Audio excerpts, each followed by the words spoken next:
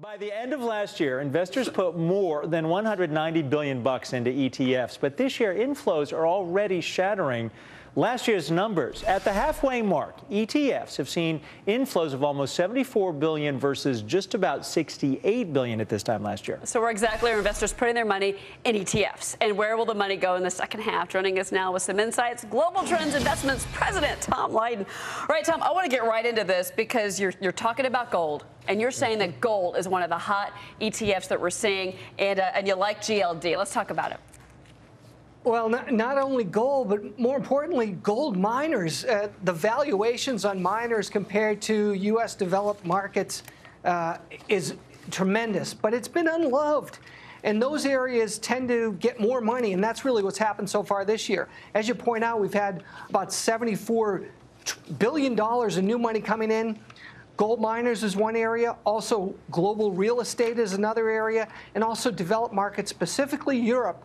And Vanguard really owns the best performing ETF in that area, where they've gained $4 billion in new assets so far year to date. But don't these investors, I can understand why people are going into a gold ETF if they don't want to hold gold, but you can lose big time with the ETFs, especially with real estate. I mean, you're seeing all of these discussions about asset bubbles across the board. And isn't this kind of tricky for the average investor to pick the right ETF? Adam, I think you're absolutely right. But I think the key here is people are looking to diversify their portfolios. Traditionally, if you're doing a 60-40 portfolio, you haven't been looking outside the U.S. as much, number one, and also to alternative classes like energy and like real estate, where maybe here in the U.S. you might have missed a bit of the real estate run-up. Overseas, there's some real estate ETFs where those countries have easing of monetary policy, they might have more of a run. So investors are being, I think, generally shrewd in the way they're allocating in other areas, other asset classes, other sectors, and keeping their core positions intact while they're enjoying this run-up in the market. All right, let's talk about some other issues. You know, like you mentioned, he was talking about real estate, the Vanguard REIT. That's been one of the top-selling ETFs for the year. That's, of course, real estate, but also developed markets. I think that's interesting. I guess Europe's doing okay. And then also the Vanguard FTSE Europe, and then, of course, energy.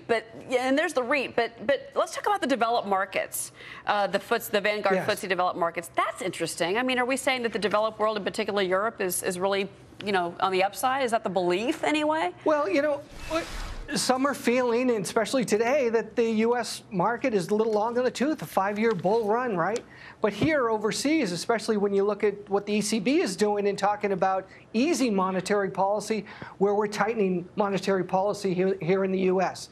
So valuations are better overseas as their economies are actually coming along a little bit slower than ours. So they may be 2 or 3 years behind us. And I think most smart investors, institutions, and advisors are starting to diversify into ETFs, specifically in those areas. So some of us who are, you know, average investors, what are the mistakes we make when we're trying to choose the right ETF? What's a common mistake?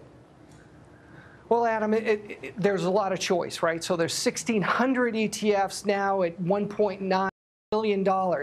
If you're an investor, you're like a kid in a candy store. But anything can go up or down. You have to do your homework. You have to have a plan, and you have to have discipline. One of the best performing ETFs year to date is a coffee ETF, because Brazil droughts have really made coffee prices go through the roof. Is that something you want to jump in today? Not necessarily, but there's a heck of a lot of choice. You have to get back to basics, and you have to have a plan. So we're at the halfway mark right now, and it's $73.7 billion. Let's talk about the second half of the year. Yeah, I think it's going to be more evaluation, where we've kind of had a run here in the U.S., look to overseas. Emerging markets PE ratios are half of what they are here in the S&P, under 9 versus 17 plus here in the U.S. The PowerShares FTSE RAFI Emerging Markets ETF, I think, is a great opportunity.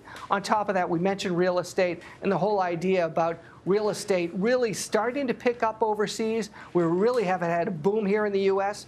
There's a SPDR International Real Estate ETF that I think, from a valuation standpoint, may continue to do well. Tom Lydon, thank you very much for giving us some insight on ETFs and all the money that is just chasing after them. Yeah, no kidding. Thank you, Tom. Thanks, folks.